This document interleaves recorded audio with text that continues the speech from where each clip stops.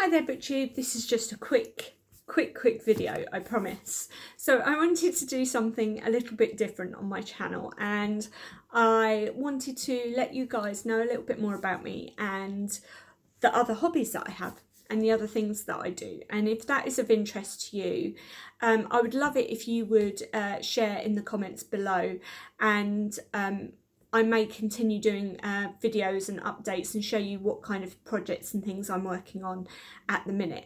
So the first thing I don't think anybody really knows about me is that I've kind of always had a craving or an artistic bent to want to do painting, drawing, colouring, card making, and I've loved that from a very early age. But one thing that I felt when I was a lot younger was that I wasn't good enough.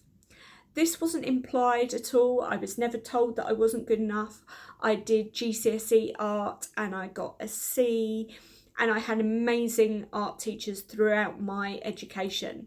But when you grow up and you go out to do work and life happens, one of the things that you do to start to think is that I can't do that now. I'm not able to pursue this. I don't have time, or I don't have the resources, or who's going to want to care? So people might not care, but I do this for me. And so I wanted to, on Mental Health Day, show you some of the other things that I do other than reading.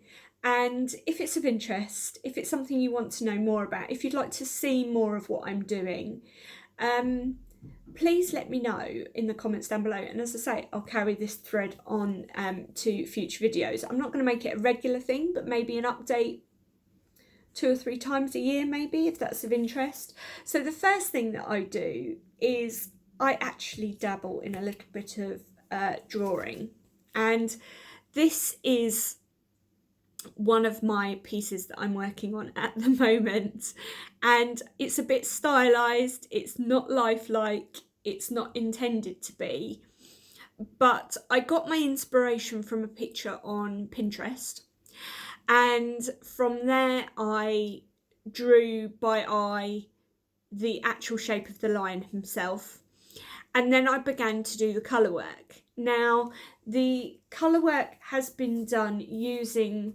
a permanent pencil, a permanent artist's pencil, by a company called Caran d'Ache. They're available in a lot of arts and crafts stores. This particular type of pencil is quite expensive, partially because the set I've got is massive. I've got the 76 Luminance 6901 set, and they're permanent and light fast, so that I can put this artwork out on display. Now, art is in the eye of the beholder, and as someone who draws, I don't deem myself an artist, I deem myself a creative, someone who likes to enjoy it, and I use it as a form of mental health, of escapism, of taking my mind off of life issues that I might have going on. And the colours that I actually got from this actually came from a completely different photo on Pinterest to get the colouring and the blending, and I'm quite impressed with how it's going so far, so I thought I would pop that up there to show you.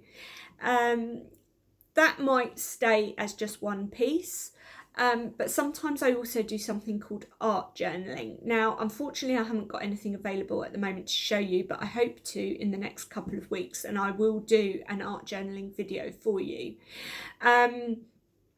just so that you can see. And it's another little just insight into who I am and what I do outside of my day-to-day reading habits. But basically, art journaling is maybe taking a drawing like that I've done, or a sketch, or a picture from a magazine, or just enjoying some artwork that maybe you've gone out for a nice meal and you've got a napkin and it's got a cute, you know, sometimes you get like cute naturistic type things, on there and you want to keep it and you want to make a memory of it. And so what an art journal enables you to do is to take these things, use things from around the home. You don't have to use expensive art materials. A lot of the time I don't. A lot of them can be now purchased quite cheaply from little craft shops, The Works, places like that. And because an art journal is in a book generally, or in a binder, or you can do it on a loose leaf and then make it into a binder, it enables you to be quite free and quite open with what you do. You are not limited to the type of materials that you use. You can use anything at all: pencils, pencil crayons, watercolour pencils, watercolour, water soluble wax pencils, oil pastel, whatever you want to do. You can stick paper in, you can paint over paper, you can use stencils, you can create your own stencils, you can use rubber stamps that you've got free from a magazine, whatever you feel like doing, and create something to suit your mood and your thoughts at the time. You can write, and I often do this, write your negative feelings down and then paint over it and create something positive, which just enables you to get that emotion and get that feeling out. And one thing that I've noticed that's quite strong in mental health is, obviously we have these emotions and we don't always have the locations to outwardly source it to people. There may not necessarily be somebody close at hand when you're experiencing them that you can talk to. I also journal. So I do, it's not a diary, I call it a journal because I write it down when I need to get things off of my chest.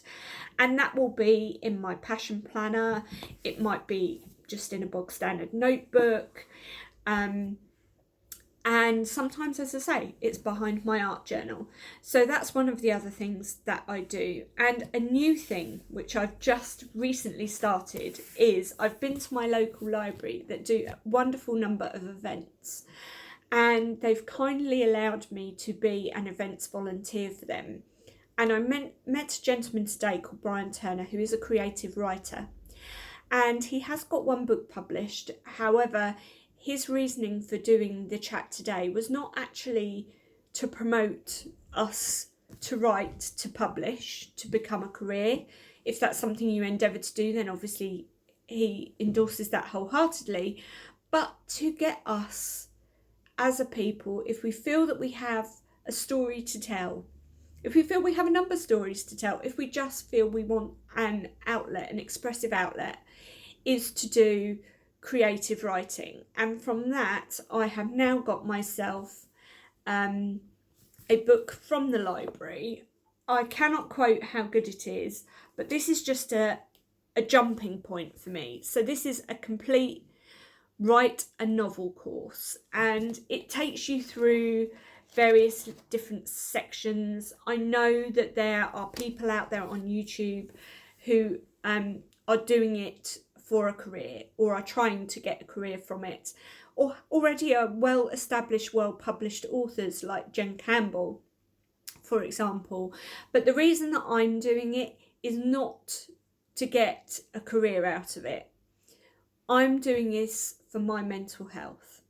And I often feel like I have a story inside of me, or I read a book and I'm inspired to research and review something, and then I've got all this knowledge and no outsource for it.